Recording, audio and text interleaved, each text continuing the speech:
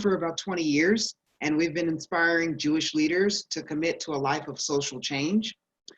In that time, Avodah develops lifelong social justice leaders whose work is informed by their Jewish values. And we work towards creating a more just and equitable world. So with that, the interesting thing, or what we want to talk about tonight, is why are we doing this? Why are we creating this space? This space, or these sessions that we've created in particular, were brought together specifically because we created programming for our JOC Alumni Council, and we were intending to have a retreat for them this summer.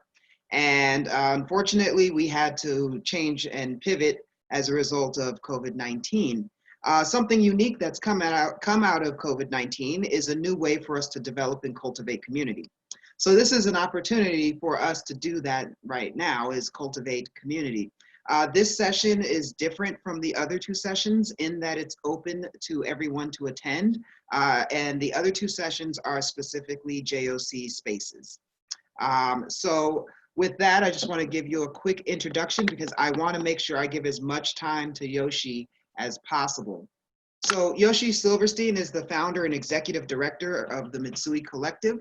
He's a Cleveland community organizer for Edot HaMidwest, the Midwest Regional Jewish Diversity Collaborative, a Cohort 6 Schusterman Fellow, and Director Emeritus of the Jaffe Fellowship at Hazon. He is a Chinese Ashkenazi American Jew and an active leader, advocate, and educator in the Jews of color community, and speaks regularly on diversity, equity, and inclusion. And in addition to his many accomplishments, he's also a CrossFit coach, a movement teacher, a second-degree black belt, an aficionado of Chinese roast duck, which I'm wanting to try myself. And he currently lives in Cleveland with his family. So with that, I just want to go over a few minor housekeeping things. In particular, this session will be recorded. We also have a closed captioning person here to to type out everything. So if you have accessibility issues around hearing, that's something that's going to be available. And I'll repeat this again later, but in addition to having closed captioning here, when we do breakouts, if you need closed captioning and breakouts, let Rachel Glicksman know, and then we can make sure that that happens for you. And then lastly, please make sure that you mute when you're not actively sharing with the group. So with that, I will hand it over to Yoshi. Awesome. Thank you, Nate, so much. It's a pleasure to be here, and thank you so much for inviting me. And it's also really nice to see a number of familiar faces that are here. And hey, Mom. It's, obviously only a blessing that all of the online programming for COVID means that everyone can join. No, I'm just kidding. It's great. And speaking of Chinese roast duck, my mom is the best person. She makes the best Chinese roast duck that I know, so that's particularly apt. So welcome. I will also just, I hope that we can all, I want to welcome us to all be fully human during this, hopefully always, and particularly during the next 50 minutes of our time. And in that vein, I will just fully acknowledge it's been a long day, and I'm excited to be here. And I'm also just I can see myself on the screen, and I'm just like, oh, I look tired. So, and I feel tired, but excited to be here. Let me know if I start to, words start to slur together, because I'll try to speak more clearly. So with that, let's get started. I am going to share my screen. A little trick that I learned relatively recently, file it into the sort of like using of Zoom things. So right now you can see my screen. If you go up, I think it's in your sort of settings. If you go to I think it's called split screen, then you can see the shared screen on half, and you can see the gallery view, and the either half you can make it smaller or bigger. Because I find the downside of sharing the screen is sometimes you then can't see as many of the other faces on the call which it's just nice to see other people's faces. So with that, for those who came in just in the last few minutes, we did have some opening prompts. Feel free to put these in the chat as we continue. That's to introduce yourself with your name, your location, and your pronouns. Some just like what brought you to yes, at least Becca did not know about the split screen. It's like totally game changing, right? So love to hear from folks just what interests you about this session. It'll just help me get a sense of where folks are coming from. And then if there's a particularly frequent or intense challenge that you felt in terms of balancing work and personal needs during this time of pandemic, would love to hear those as well. And we're gonna dig into those together. So a little, so yeah, some framing in terms of what we're looking at. So the title of this session is Stacking Your Life. We'll talk about what that means, how to reorganize your life for productivity. That was the subtitle that Nate and I came upon together. I like it. Our guiding question here is to think about how do we integrate personal, social, ecological, and professional needs in ways that reinforce rather than compete with each other. I know certainly in my experience, I find often that those things feel like they are at odds with each other, or that I have to prioritize one at the at the detriment of others. So the goal is to be able to hold these things all together. A little roadmap of where we're going to go. We're going to just quickly define some terms, particularly productivity and self-care. There's a lot of different ways to think about those things. We're going to talk about this concept of life stacking or stacking your life. We will do some small group workshopping, depending on how many folks. I think there might be a few more people registered that may come on. So we'll see, depending on that, the size of, whether we break out into a couple groups, or depending on things how go, we may just stay all together to do some workshopping and discussion, and then we'll regroup and do some sharing back. You already got the sort of like official bio from Nate, and you can see just a few of those highlights from here. I think the main thing about this slide to really emphasize is just like, I'm someone I've always had a lot of interests, as sometimes in ways that have been distracting, and but in ways I like to think that help make me a nice, well-rounded person. But one of the other aspects of that is I like to joke sometimes that I have a hard time keeping my hobbies, because when I get really into something, right, and it sort of really gets past the barrier of being just something sort of like very much on the side, and I get really into it, my brain works in a way that I always start to see the connections between things, and I want to like bring it into my work. And so in a lot of ways, this question of how to stack your life is actually, it's something that I've been thinking about and working on and will probably continue working on my entire life. But it's absolutely core. It's like core to the work of Mitsui Collective, which in a lot of ways is just sort of stacking together both a lot of the interests that I personally have, but also a lot of the sort of needs and opportunities that I think we have in terms of thinking about modern Jewish life and community and practice. So the first thing I want to go over is, what do we mean by productivity? There's a whole world of things, and I know certainly one of the real challenges that I've experienced, certainly during pandemic and also in a lot of ways before then, is the constant push to be productive in a sense of sort of like the way that capitalism commodifies things, right? That you're like, where your value or your worth is wrapped up in your capacity to be productive, to like produce work or goods or materials and all of that stuff. So while on the one hand, for the most part, it's hard for us to get completely away from that, given the world that we live in, I think what I want to encourage us to think about productivity in this sense is productivity, and more in the sense of creativity and of creating things, of producing. And yes, like we have our professional needs where we need to produce in ways that are tied to our job description. But we also, there's other areas of our life where we may be producing things that are maybe less tangible, or less connected to the things that bring income, but are not necessarily any less important. So I want to encourage us to think about productivity in that sense. I'm going to think about how we understand self-care.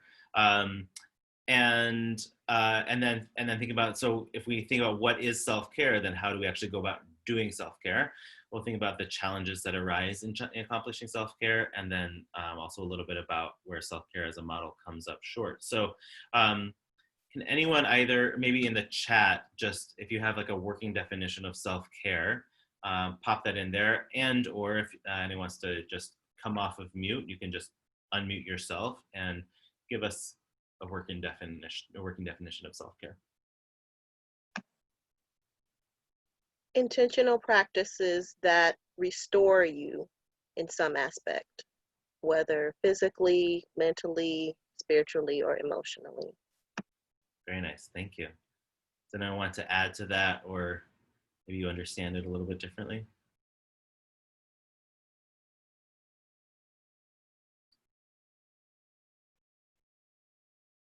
Great, I mean, that was pretty solid. I'll go with that. Also here, caring to the needs, balancing desires in a way that supports these needs. Great. So there's sort of the concept of self-care, and then there's the how do we actually do self-care. I find that one of the things that often comes up when we talk about self-care is that self-care gets defined as like, you need to carve out your 1 hour a day, if even that, for your self-care, right? Which means that then the entire rest of the day apparently has nothing to do for yourself, right? So it's like, oh, you only get 1/24 of your life that's dedicated towards taking care of yourself. And the rest is, I don't know what, work or family or all these other things. So one of the things that I think is important to think about is how do we not think in ways that, divide things up, but actually think about like, maybe we can actually be doing things that are nourishing and caring for ourselves, maybe not 24/7, but a lot more of the day than just that one, hour or 5 minutes or whatnot, in ways, again, that are stacked as opposed to dividing things up. Or similarly, in terms of these challenges, often we find that self-care similarly gets relegated to, it's like another thing on the to-do list is another way to think about it, right? And it's sort of like most of our, I don't know about you, but most of our to-do lists are way too long anyway. And so often when that happens, we never get to it because we often don't prioritize it. And then what happens is two things. One, you didn't do the self-care thing that would have helped you feel better, so you're not feeling better. And then two, you're feeling guilty because you didn't do the self-care that would have made feel. So it's like a double duty, just like piling on of like, guilt and shame and not feeling good because you didn't, right? So again, I think the idea here is like, let's think a little bit differently about how to structure things that try to avoid some of those pitfalls. So then thinking about self-care as a model, also some important things to acknowledge, because I think especially, in the day and age of Instagram influencers that are all about self-care and wellness, a lot of the sort of deeper aspects of self-care can get lost. So there's a quote, I'm sure, given the Avodah crowd here, I'm sure many of you are familiar with Audre Lorde, but this quote that I love about self-care as preservation, which she writes that caring for myself is not self-indulgence, it is self-preservation, and that is an act of political warfare. So particularly for folks, who are in bodies or have identities, because of which, there are barriers to being able to take care of yourself, right? Or to get access to the various essential needs that you have as a human, then, self-care is as Audre Lorde says, it's not self-indulgence, it's self-preservation to really advocate for yourself. That said, there's this other quote here about self-care versus self-indulgence from Andre Spicer, of what was supposed to be an invitation to collective survival. So you're sort of talking like in the last several decades, like how is this sort of morphed in ways that are challenging? This invitation to collective survival becomes yet another form of individualism. This happens when self-care becomes nothing more than another word for me time. And when this occurs, self-care can quite easily transform into self-coddling. So that's, I think, a distinction that is both very personal and very contextual, right? And also the same thing, right, in one context can absolutely be self-care, and in a different context, like the same activity could be self-indulgent. So I want to put this out there as just something to think about. I think it's also again, depending on the variables, can be something where we fall back on self-care, in a way that is actually not necessarily long-term nourishing for ourselves, but is actually just like, yeah, this code for just me time, which isn't necessarily mean we shouldn't do it, but we should also, you know, it's sort of like, if I want to go and indulge in, you know, like an ice cream sundae or whatever, like, great, you've probably earned it, right? But we also wouldn't necessarily claim that that is just like the most just, you know, nourishing sort of like self-protection, whatever. Like, let's sometimes, like, let's call things what they are. They're very worthwhile indulgences. So enjoy it. So, all right, let's move on from there. All right. So briefly, just taking my time, just a few thoughts on Judaism and self-care.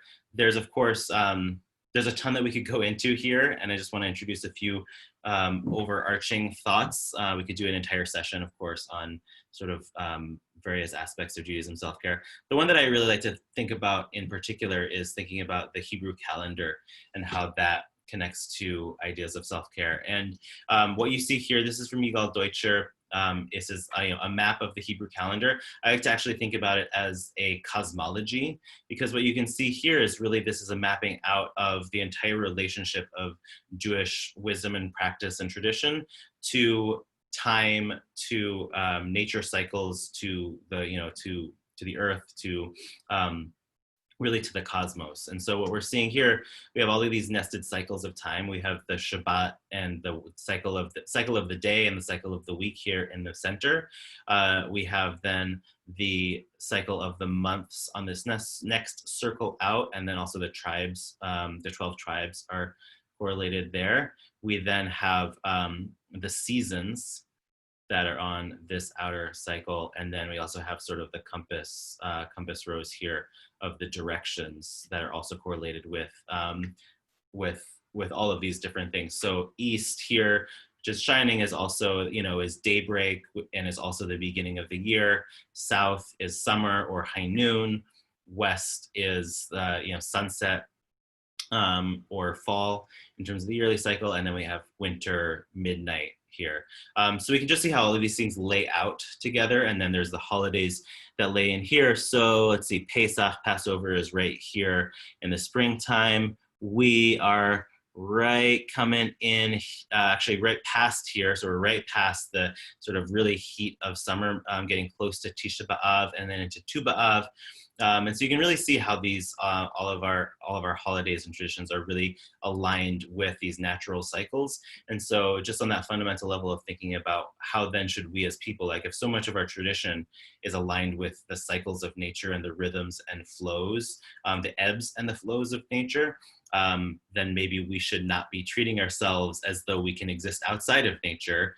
And, you know, the way that we exist and the way our work looks and the way, you know, our life looks in the middle of winter probably shouldn't actually look the exact same as it looks in the middle of summer, right? And so there's all sorts of things.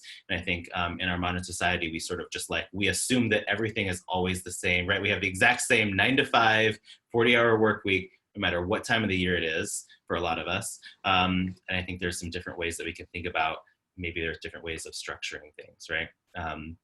And that we think about, you know, they're like maybe we should be resting during the winter, just like all, you know, the plants and animals are also taking that time to really rest and sort of like nest and really just like feed ourselves yummy food. So all right, let me stop the share just for a minute before we jump into yeah, so I wanted to see if there's just any questions or comments before we go into life stacking. I know that was just like a bunch of talking. So there's a question from Rachel, the chart. So it is, so yes, you can get it. It's from 7 Seeds Project, which they're whatchamacallit, the license to have a website. What? URL. Thank you. With the URL registration. But anyway, it's not always like completely like paid and up to date. So it depends. So sometimes the website for 7seeds.org is up and sometimes it's just kind of not. Yeah, that's why I asked, because I just went to look and I was like, this is some manga title also, by the way. There you go. So, but it does, thank you. I'll keep it. Yeah. But it does, I can send a PDF that I've scanned, but it's from a little booklet for the compiled and created called a Shemitah Manifesto. And so it's sort of, it's looking at sort of like this idea of Shemitah as like a radical way of looking both at time and also like restructuring, society, economy, etc.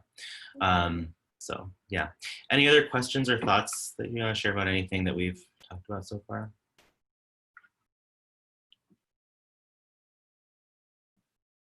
Yeah, I think it's interesting to think about aligning your rest with the cycles of time, and looking at that image of seeing, what times of year corresponds with what else, and how that also corresponds to rest.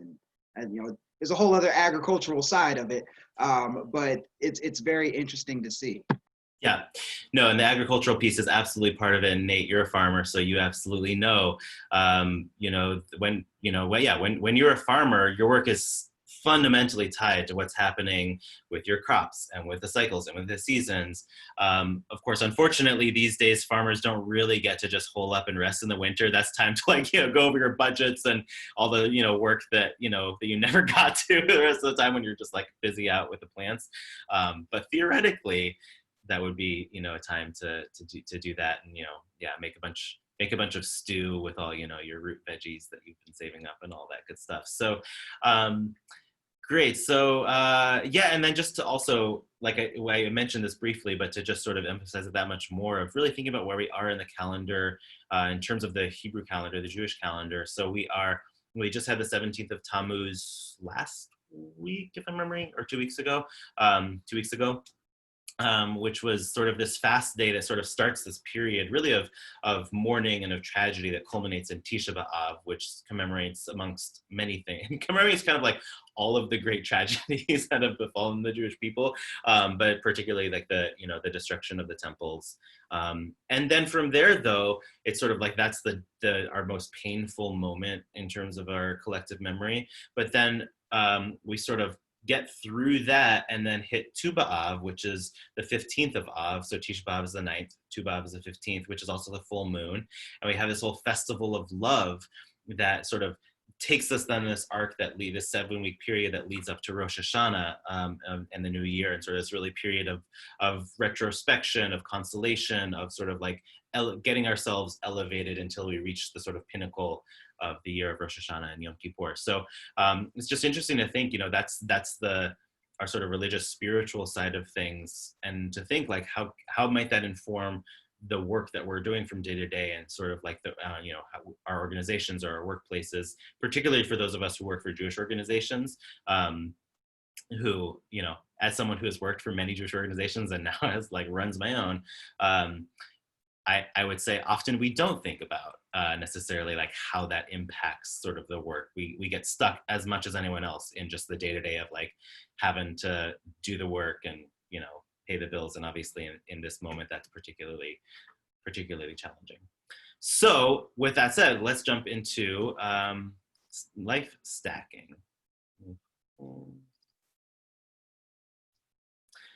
Okay, so first of all, thinking about thinking about how we, look at some of these things. So the first thing is to think about what are we talking about here? So we're talking basically about how do we, what are the tasks, or how do we organize or structure our lives to regularly meet all of these just obligations that we have that come about because of just life, right? So we have work, we have school, we have childcare or family care, we have, whatever sort of like partners or, deep relationships and friendships that we have that require, very, very varying levels and types of time and attention and nourishment. We have our own sort of just like movement and fitness to keep ourselves healthy. We have, of course, our nutrition. What are we eating? We have social life, right? We're social beings. We need to have social life. If we have pets, we got to take care of our pets and their needs, right? So it's just like all of these different obligations that are just part of, definitely modern life and probably just being a human. So one way to think about it, I found that a lot of people there's sort of this spectrum. So if you think about, okay, we've got all of these obligations that I have over the course of a given day or week or month. And so one way to think about it is what are the tasks that you regularly use, or how do you go about meeting these obligations, and how do you sort of like break them up? How do you divvy it up? How do you strategize around meeting the obligations? And so one side of this sort of spectrum is that everything in your schedule is planned down to the minute with zero room for deviation, right? So you've got your like your planner that you 10 years ago, you tried every single different planner out and you decided this is the best one, and you've got everything written down, and every Sunday morning you spend an hour planning out your week, right? Or maybe use a digital version, etc. So that's one side of the spectrum. The flip side of it is like, you don't really plan anything and you're just like white knuckling it through the entire day. And most of the time you like make it through reasonably successfully, but of course, sometimes you don't. Most of us are, of course, tend to be somewhere in the middle, but many of us tend to fall towards one side or the other. So just a quick show of hands, who falls closer to this side where everything is planned down to the minute? Got a couple folks, cool. And some waggles, okay. Who falls closer to this side? Nothing gets planned out and just white knuckle it. Cool, three-ish. So we're like roughly half and half, more or less. Cool. So, and sometimes, by the way, that's like helpful for workplace dynamics if you've got any coworkers or talking like, which one of these do you fall into? And obviously, if you're like one person's this and one person's this, you can be both like equally successful at your work, but that can be a very frustrating professional relationship along the way. But in either case, right, there's this question of what happens, how balanced out if you fall, really onto one side or another. How balanced out are these approaches? And what happens when like one category here takes up more oxygen than the others, whether that's by design or by accident, and which are the categories that fall off the list immediately, right? So, if you're in everything is planned down to the minute with no room for deviation, right? And then, your pet gets sick and you have to take them to the vet, right? You didn't have that blocked out in your calendar. So yeah, like move things around, but like, which is the first thing that then has to drop, right? Or in this case is like, again, your pet gets sick, whatever, you didn't make any plans for that. And so you just, you have no choice but to just like drop whatever you were doing because, your pet needs you, right? So often our own sort of like self-care needs are the first things to drop off of this. Okay, let me just check. Do you have any chat? Cool, a little 5-minute segments for Elon Musk. Yeah. I think that's something from what I've seen, a lot of, these, tech CEOs, et cetera, seem to fall towards that category of things, which is neither here nor there. I don't think that for sure doesn't mean that side is better, but I feel like that's common where it's just sort of like, yeah, it's like, it also helps when you've like got a whole massive staff that can like manage your calendar for you, right? But it's sort of like, all right, it's like, oh, you need to talk to me about something. Okay, you have from 10:52 to 10:56, right? And it's like, that's literally your little window. Okay, so here's a different way to think about it. So thinking like a honeybee. So again, we're thinking about this idea of stacking things. And so if we were to ask this question, how does a honeybee accomplish its daily individual needs? So if I'm a honeybee, right, I have my nutrition needs, I need to eat. It happens that honeybees, mostly it's just like a lot of really sweet, delicious things, right? Nectar or honey. So I have my nutrition. If I'm at like pretty much everything in nature needs to move in different ways. Like movement is a fundamental part of nature. So that's the same for a honeybee. Maybe I want to like play or socialize. At some point I need to mate and to procreate. I have childcare needs, like someone needs to raise like the little bees as they come out of, do bees come out of eggs? Kind of. They come out of the hive, but whatever. Right? We have our shelter, our housing needs, right? Like all of these different things that are part of being a honeybee, right? So if you were to talk to a honeybee, if you could, if you learned. By the way, did you know there's a honeybee dance? So when I say that, like play and socializing, I'm like not being flippant, like. Well, I'm like a little bit flippant, but like it's like a real thing. Like honeybees have this whole social life and like playful life. So that's part of how they communicate. So if I was to talk to a honeybee, right, like I wouldn't go to the honeybee and be like, hey, so when are you going to the gym today? Right? Because honeybee is like, my entire life is just like flying around, visiting the flowers and, making the hive and eating honey and blah, blah, blah, right? And so one of the aspects is that there's like really no separation between the individual needs of the individual bees and the collective needs of the honeybees or the hive. So Katie Bowman is a biomechanist and writes a lot about natural movement, and she's sort of where this idea of stacking your life comes from. She's adapted it from the permaculture idea of stacking functions. So she has this quote of, "No essential task in a honeybee's life occurs in isolation. The work necessary to meet its personal needs for food and movement and to perform its particular job on behalf of its community are happening simultaneously." So the honeybee's life is stacked. It's happening in a way where it actually doesn't need to think about these things. By going through the course of just a honeybee life, it does all of the things that it needs to do to stay basically, essentially, healthy and well. So stacking your life as a working definition is using the same period of time to fulfill different functions by utilizing fewer tasks to meet multiple needs. Ideally, you're focusing on a single task that serves multiple obligations. And so it's really important to note this is not the same thing as multitasking. Multitasking is trying to accomplish a bunch of different things at the same time, whereas stacking is, yes, you're meeting multiple needs, but you're not doing a bunch of different things at the same time. You're doing one essential thing, one essential task. And it just happens that that task accomplishes a bunch of your different needs simultaneously. And so part of this is also getting clear on what your actual needs are. It's hard to figure out if you haven't figured this out. So this is, Katie Bowman's real secret to life is to get inspired by the efficiency of the honeybees and to start stacking. So a couple examples, and then we'll come back together for some workshopping. So sort of two main approaches to stacking your life that I've been thinking about. So one is a sort of what I call the bucket task approach. And as an example, we can think about the commute, which given in a time of pandemic for a lot of us, is just from like one floor of the house to the other.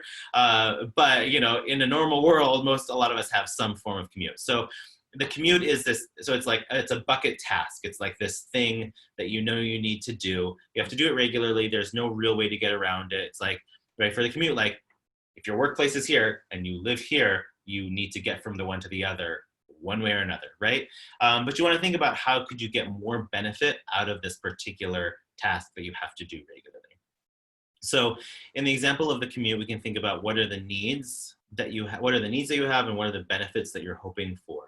So, the essential part of it is you have to get from home to work, and then of course from work back home. Like one way or another, that has to happen, or it's not a commute, right?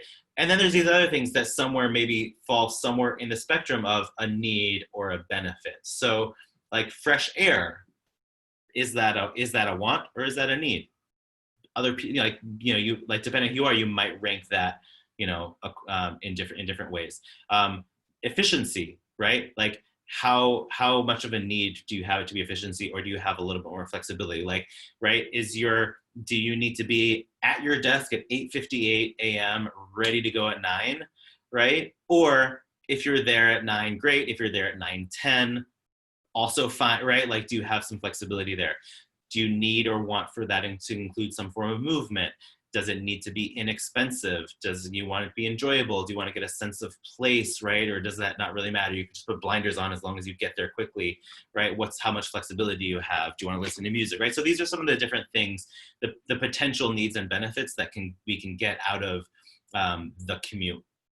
And so this approach here is to then think about what are some different options that I might have and to weigh how stacked each option is. So I want to think, ideally, I can accomplish as many of these needs and benefits as I can through the approach. So when I lived in New York, I lived in Brooklyn in Bushwick, and I worked, this was another work of his own, as I worked in Lower Manhattan. And so one option is I could drive, like I had a car, right? And that was like not the slowest way ever, right? But certainly not the fastest. Insanely expensive, of course, to park in Lower Manhattan, right? Yeah, like I could, listen to the radio in the car. So that was like a bonus, right?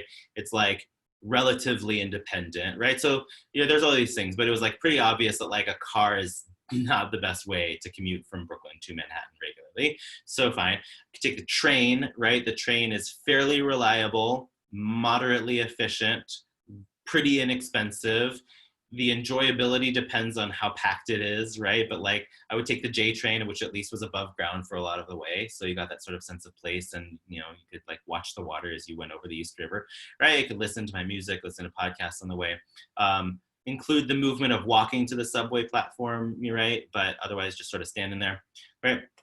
I could take the ferry, was actually like technically an option, right? It would have probably taken a solid 2 hours all in all, right, door to door. So like wildly inefficient, modestly not so expensive, although it would have added up if I did it every single day. Would include a decent amount of movement to get to the ferry, right? Wildly inefficient, huge on the sense of place scale, right? And then the final one that I sort of looked at was biking. And it was sort of like biking was the fastest way, so very efficient, right? Very independent, tons of movement. Besides the cost of the bike and the maintenance, otherwise very, very inexpensive. I got fresh air. I could put in one earbud for safety, keep the other one and listen to music or podcasts, right? All these things. So as I sort of put this through, and it's like not exactly a wild revelation that biking to work is a great way to get to work. But when I put it through this system of thinking about, what are all of the benefits that I can get from this, biking came out so clearly at the top that that I was like, oh, I should start biking. I was taking the train. I should start biking to work once or twice a week. And then I enjoyed it so much that very quickly it was like 4 or 5 days a week, unless it was just like crazy downpour, basically. I was riding my bike because I got so many benefits out of it. So that's the example there of this sort of bucket task approach. And then briefly, the other one is this nesting of multiple obligations. And this one is like, you don't necessarily have that one single task that you're trying to optimize. You've just got a ton of obligations that you're trying to manage. So, and I think a lot of us are probably in this sort of general state right now. We've got our fitness or our movement. We have the work we need to get done. If we have kids, we have childcare, or again, if we maybe need to take care of, parents or whatever it is, we want to spend time in nature, etc. There's not an immediately obvious container. And so in this case, we're trying to audit our day and look for opportunities to reorganize for stacking. So, one example here is there's sort of like, again, there's fitness. Like I said, like the honeybee doesn't go to the gym, right? The honeybee is just doing all its things and it's staying healthy because of its life.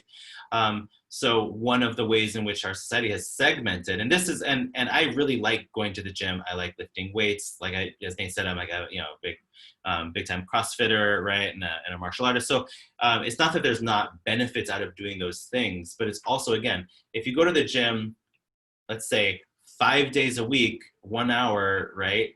That's still only 5 hours out of whatever 24 times 7 is, right? And so that's, again, it's a very narrow slice of our lives. And so, and then especially now when we, can't go to the gym and we've got so much more on our plates, then we start to think, how can we stack things, right?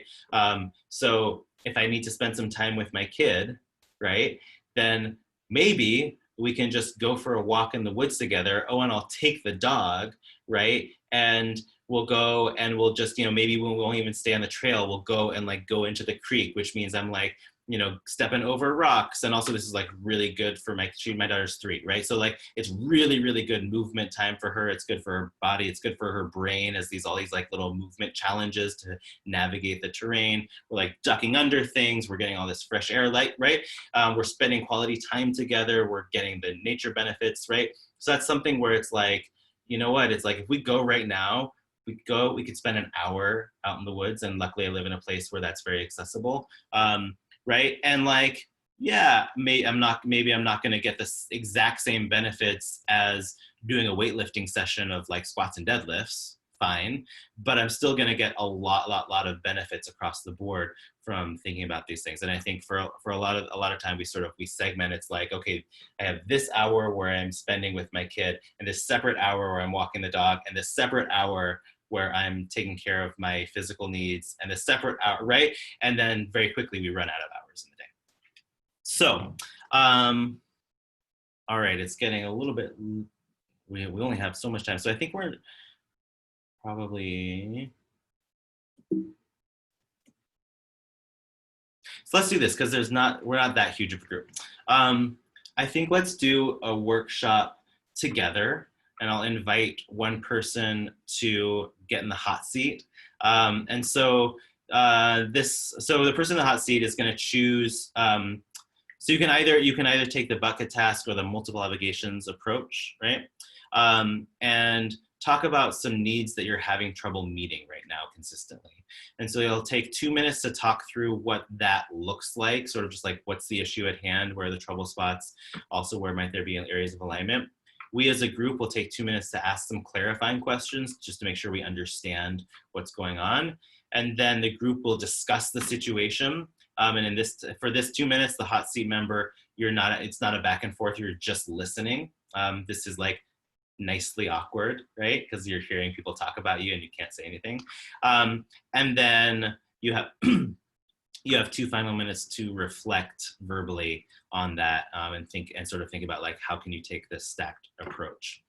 So I'm going to copy this and put it into the chat. Do we have a brave volunteer who would like to go into the hot seat? This is an opportunity to take something that you've really been like grappling with and get some brilliant voices and, brains working with you.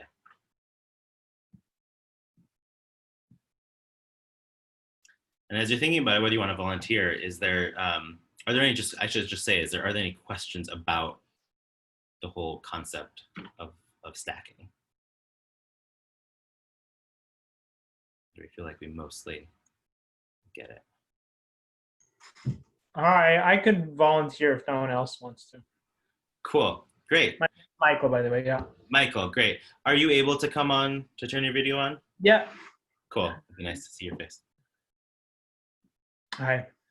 Great, all right, so Michael, 2 minutes. Tell us what's going on. What are you, what sort of challenges are you experiencing? Okay, so I'm very much a minimalist with my possessions. I do have several thousand pages of notes though. And for my career, which the next step is basically to speak and organize sessions for public, I guess, education, not enjoyment necessarily. That's one thing that I feel a need for. It's not necessarily food, water, shelter related need, but that's something as far as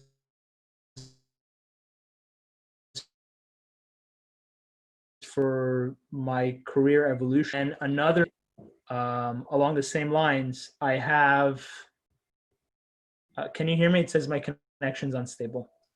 You broke up for a moment, but I think. Yeah, okay. Sorry.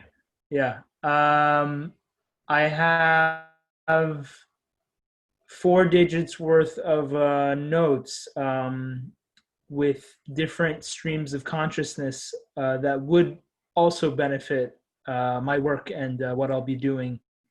And also in kind of, I've been doing some playing around with 5-year options as far as how I can direct my life. So yeah, I benefit from amalgamating these notes, grouping them together. So basically, the whole thing here is about systems in relation to information management, and those are 2. Is that good enough for the sake of time, or you want me to add more? Yeah, I think that's good. So now let's open it up to the group to ask some clarifying questions, so we can sort of dig in a little bit more and just get a sense of like what are some of the challenges or the obstacles that are at play for understanding more about the situation. So if you have a question, just come off mute, throw it in there.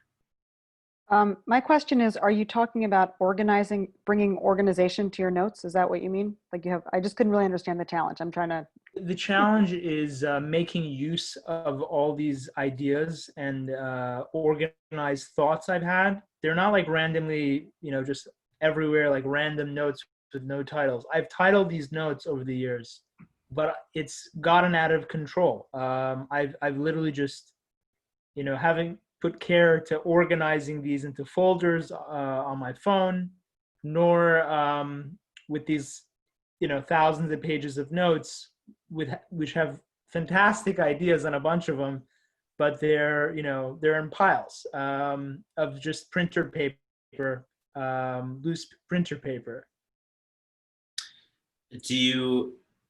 Is time? So I guess, I hope this is not too dull of a thing. No, it's. I mean, we're in it. Is time one of the main constraints? Like right? Like you just don't have time to go through everything, or are there other, like, what are the big constraints that are? Time is very much a constraint. I have many stressors that are weighing in on me. So I feel I have to do this right. Or if there's no right, like one of the better best ways to do it. Am I distracting from the focus of what you're intending to do? Because I could throw another need out there unrelated to organization. I'm just not sure where you wanted this to go or flow. No, let's follow it. Yeah, okay. We'll see where it goes. We have time for 1 or 2 more quick clarifying questions. I have a question. Sorry, I came in late. Hi. I'm curious about, if you said they're on printer paper, does it mean that your notes are all digitized and then printed out, or are they all handwritten, or is it a mix? So the paper, the ones on printer paper are all handwritten notes. Yeah, and then the ones on my phone are, labeled. So like I'm in the health and wellness field. So like I have one long running document on energy management, all the way can facilitate better flow of energy within the human body. And then I have other ones titled, for many other things, body and non-body related.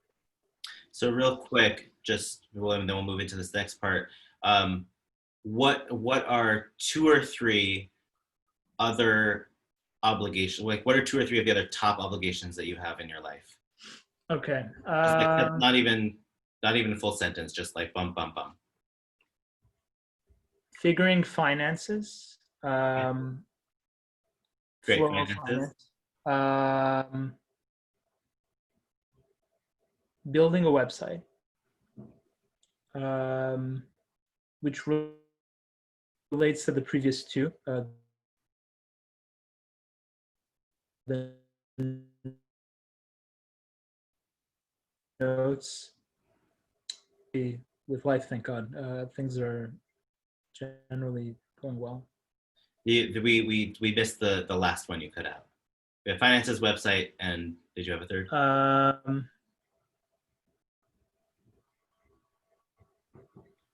Yeah, I don't have anything right now. I'm just. When you started, those are the main ones. Yeah. When you started keeping the notes, did you have an identified purpose for the notes at the time? I knew they would.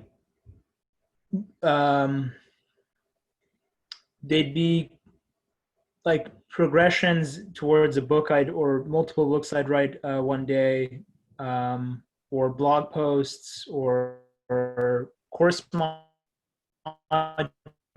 I have like over 100 course modules that are currently in development, all at varying degrees. I just have surges of creativity and I just like put it all on paper. And yeah, now I'm at this stage where I just have all this chaos, non like object related. It's all paper, paper and digital clutter. That's basically Yeah. I have a the main question one. Cool. for you. I have a So I'm question going to for move us you. on. And Erica, maybe this question can. Sorry. Okay. Go ahead. Say your question, Erica. All right, I just had a question for you. Have you scanned any of these documents into the cloud or anything like that? So Would that ease your mind? I've thought of doing that next. I just thought that would be like the last step. Once I have things organized, then I could basically upload them, whether it would be to Evernote or something else, using a Fujitsu scanner or whatever the top ones are out there now. Cool. Okay, great. So let's now go into the part 3. So now, Michael, you're just going to listen. Okay, and we're gonna take a couple minutes to just discuss. Now obviously, we've only had a brief window into like everything is, so we may like make some assumptions here around like what some of the other things are that are going on. Fine, Michael, you'll as you listen, you'll say like, oh, like that is a true assumption or that is a less true. So you can sort of like filter as you listen. Sure. But I think there's probably some things where we're gonna sort of assume. So let's discuss some ideas of just like how might Michael move into like a more stacked version of like going about, going through all these notes and like figuring out what to do with them, and again trying to think about like also in ways that are accomplishing some of the other needs that we might sort of assume are like, we know some of them are like financial needs, like taking care of like putting food on the table, some of the different like wellness needs and obligations that are pretty standard. So so whoever wants to jump in, we'll take 2 minutes for this. Erica, this might, you might sound like you might, with the scanning question, might have been on the verge of some like ideas. So for sure, if you have that, feel free to jump in, but anyone else too. So go ahead, let's talk about it for 2 minutes. Yeah, one thing that I was thinking, if you're looking at stacking movement, you talk about, you have some of your notes are actually in physical form. And what I'm envisioning is the process of actually taking it apart and separating them into sections physically, and then that way, and then moving from there into categories, and then categorizing. Like, for example, if you're talking about using these things for books, perhaps putting them into the piles of which one's going to which book, and maybe as a way to eliminate some of the chaos. I sort of building on eliminating chaos. I'm thinking about what we heard, and it sounded like, and again, this is all assumptions based on a very short snapshot, so I apologize if I'm getting this wrong. But when you were asked to list, when Michael was, I'll talk about him third person, when he was asked to list his obligations, he didn't say family or supporting someone else. There were not, it sounded like a lot of Michael's obligations are about his own life right now. And so it sounds like the chaos is the thing that is getting in the way of getting anything done. And if financial organization is also a challenge right now, which I think Michael said, it sounds like possibly reframing and imagining this organizing task as part of how he is getting organized around finances. It doesn't sound like time is a problem. It sounds more like there's a mental, just some block in handling the overwhelming nature of the task.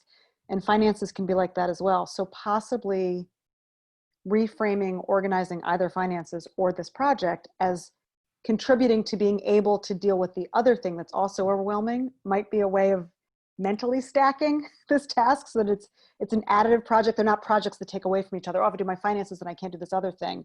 But when I am organizing one of them, it is helping me think organizationally so I can do this other thing. I think just to kind of add on to that from sort of an emotional lens, overwhelmed is a really hard feeling. And so thinking about things too logically or in sort of too structurally can sometimes make the task feel as big as it really is. And so sometimes I like to work backwards and pick like one bite-sized piece. And I think sometimes that momentum can kind of work like stacking, where there's like the pride of getting something done and the momentum of getting started that will help fuel some of those other steps to kind of keep going. Something I heard, and I'm not sure where this fits into stacking. Hi, everyone. I didn't introduce myself at the beginning. There was things in my house happening. Sorry, I didn't realize I left my camera on as well. And hi, Yoshi. But I was going to say something useful, which was that, that's something I heard Michael say, was that he wanted to do it really right. Or if it wasn't right, maybe like the closest to right way. I too am a person who tends towards perfectionism and also like really believes that there are right and wrong ways to do systematic things. And that too leaves me with you can't see behind me, but stacked up things everywhere. Speaking of stacking, and not the good kind. And I am wondering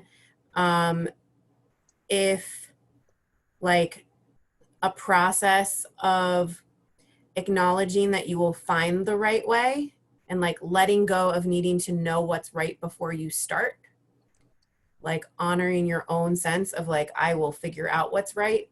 I'll probably make a few mistakes and I'll have to go back and like do it a little differently. Will allow you to get started with that project, and that if the practice, or him with that project, and if the practice of doing that would also be useful in other places in his life. Bye, Rachel. Bye, thank you. I guess I'll just clarify that And I'm gonna give it back to you, Michael, in one moment to reflect for a minute.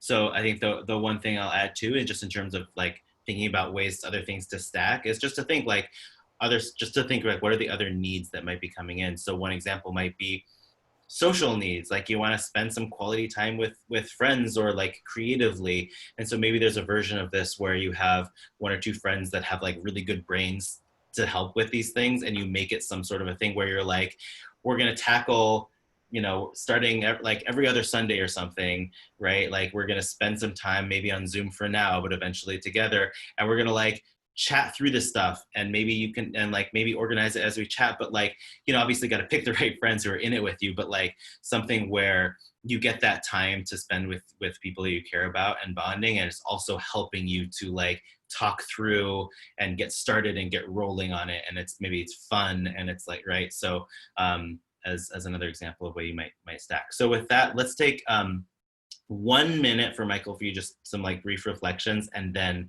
I know we're a little past the hour, so we're gonna wrap up after that. Yeah. No, thank you all. I mean, I'll say I definitely have started creating lots of piles. I just see this as like almost a never-ending project just because of the sheer volume I had. I think the last idea, especially if I can multiply myself in some sort of way, would make this easier. There's no one that comes to mind that I could necessarily call upon to do to help me out on that. Yeah, that's it. I appreciate everyone's inputs. Great. Well, thank you, Michael, for throwing that in.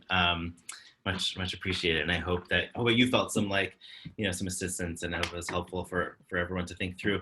There's, I think, just like there's a little bit of a thing here, like how much are we talking about sort of like strategies or hacks to get to like, right, to make things more efficient or productive. I think those things can be useful, but there also can be sort of like band-aids, right? And then really, I think what I would encourage us to do is really think about how can we start to restructure things in really systemic, like long-term ways. This doesn't happen overnight. And I'll say it's something like I absolutely have not reached a place of anywhere near perfection, if that's even possible with this. It's like a constant process. I would also say, like, again, just like I said with the example of biking to work, it's like, that's not exactly a radical idea, but this, like, the approach of thinking about this idea of stacking has just been really pivotal for me over the last several years to just bring that approach to thinking about how I'm going about the things that I'm doing, right? And it's not like the outcomes themselves, again, may not be particularly radical ways, but I've just found it to be a really helpful way to sort of to think about things. So Nate, yeah, jump in, and then I'll say some closing. Yeah, Sorry. yeah. So I was just going to give a couple of closing things before folks start jumping off. I'm putting into the chat right now the survey for this session. Just click on it so you have it. Please fill that out and get it back to us so we know what we can do, what your thoughts are of this, or how we can do it better in the future, or if this is the best thing you've ever seen in the world. We want to know that too. And then also we have our final session next Wednesday. Same time, and that's going to be mindfulness in the movement, and it's going to be a fantastic session. The difference between this and that one is specifically for folks that identify as Jews of color. And then beyond that, I'm just glad y'all are here and getting some good stuff. You know, I use stacking in my own life. I tend to pack my bag and walk 2 miles and start working once I'm 2 miles out, and then walk home for lunch. So I'm getting my sunlight, I'm getting my exercise, and I'm getting some work done. So there are ways to be creative with this. And with that, I'm going to turn it back over to Yoshi to close us out for the evening. Great. Thank you so much. Yeah, the one is just a super tangible thing that I think a lot of us can do is, you know, I know we're having like this a lot of time on Zoom, and there's like all these things that in normal times would just been a phone call, and suddenly are now Zoom calls. We're like, really? So just to think like, which are the things that could be phone calls and you rest your eyes, but even more so, you could actually take it and go on a walk. Right? Like maybe it's not a call where you have to take like copious notes. You're just whether even if it's like, especially if it's professional, just go for a walk, right? So there's just like a very simple thing of, you know, I actually find that often I am like more just like my brain works better when I'm walking than if I'm just sitting, right? So it's additive. So with that, one, just want to thank Nate, want to thank some other folks, just to acknowledge that you're on the slide. I'm not going to bother to share it again, but in addition to some of the names that were on there, but Robin Wall Kimmerer as an author that I've really spent a lot of time with, Yavila McCoy, who a lot of you know, and Alana Kaufman, who are just like leaders in our JOC movement, and I've learned a tremendous amount from. Adrienne Marie Brown as just like a really essential author and leader, and the Solid Leadership Program. So these are all in my screen. Nate has my contact info. Please don't hesitate to reach out. And the final thing I want to leave you with is just a little promo, whatever, as we are running a Tu B'Av festival. Speaking of Tu B'Av, we've got a bunch of amazing teachers that are lined up, Nate included. And I think it's going to be a really beautiful time. So please check it out. And if you sign up before tomorrow night, you can get a free gift box, a complimentary gift box will get shipped to your doorstep for the festival, and it'll be some nice, just like nourishing treats and stuff. So please, I hope you check it out. I hope to see you at the festival, and thank you very much. Have a great night. Thank you.